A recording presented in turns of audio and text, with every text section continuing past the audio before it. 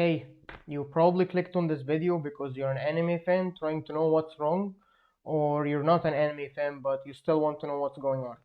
So, right off the bat, let me just tell you, it's not the usual suspects of overworking animators in the anime industry, nor is it a new streaming service that only has one show on their platform and, make it harder for anime fans to watch animes they like. So, buckle up because it's about to get ugly. I don't know if you've noticed, but lately I've been getting recommendations for anime reaction slash review videos on YouTube. And I'm not talking about the videos where someone goes and watches an anime and then comes back and makes a review about it, discussing what they liked or disliked about a certain anime. No, no, no. I'm talking about a reaction video per episode of an anime. And this is something new for me. I haven't been recommending this before. I won't even try to display some examples on the screen due to the large amount of channels that are doing this at the time of this recording. And I've seen channels with varying sizes. So I've seen channels with a few hundred subscribers doing this, all the way up to 90k and more. And as I've said before, this is something new. I haven't been recommended this. So YouTube is pushing it forward. Now, I understand that the latest anime season is one of the best we've had in a long time, and it's generating a ton of hype around, for example, The Elephants in the Room, The Return of Bleach, Chainsaw Man, and other shows that are no pushover like Blue Lock, Spy Family, and Mob 3. And people like to share their hype. So, what better way to share your hype than to monetize it, right? Now, I can't say that is wrong.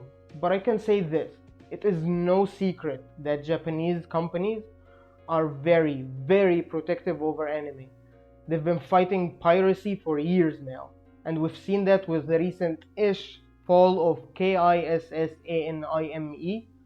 So it's understandable that they make sure that the anime they make goes to the websites that they have deals with. For example, Crunchyroll, Netflix, and other streaming services. And even that was a big jump for Japanese companies to do. Because here's the thing, Japanese companies love tradition and hate change. However, they still took the chance to expand to websites and streaming services. So you see the problem, I hope. But if you don't, let me clarify it to you by a recent example. Earlier this year, famous streamers who I won't name, I'm sure you know who I'm talking about, if you've been on the internet, or you can just Google it for yourself. They started streaming anime on Twitch. They started reacting and streaming anime on Twitch, and what ended up happening is that Japanese companies shut it down and had the streamers banned for a couple of days. And if you aren't aware, 3 bans on Twitch and you permanently can't stream on the platform. So it was a big deal when it happened. And what we can take from that is proof that Japanese companies are monitoring these things and are aware of what is happening. And here in this next part is why I think this problem right now is actually way worse than what happened on Twitch.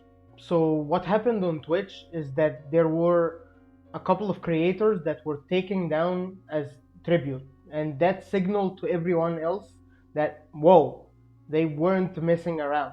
So the meta of streaming anime on Twitch and reacting to it was shut down. But what if there were a headless mob who all come up at the same time with reaction channels on YouTube for anime?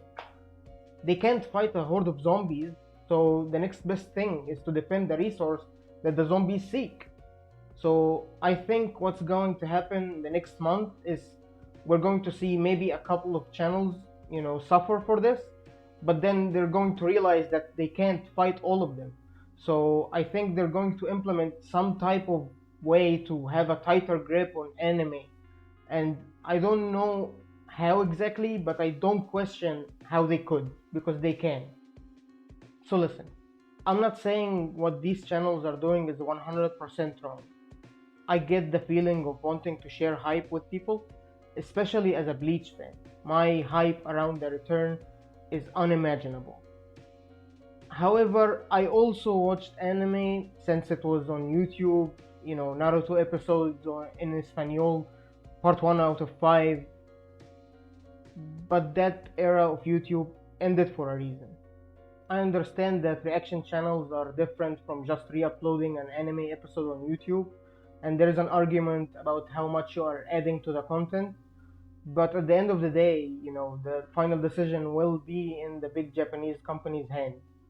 So I urge you, the viewer and creator, to make the decision ours before we end up in an unpleasant situation.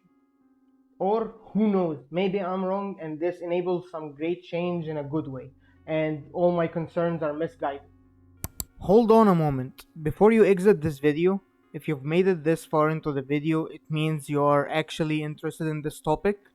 I'd love to hear your thoughts, so leave a comment below and I'll go through them because I'm actually curious what other people think about this.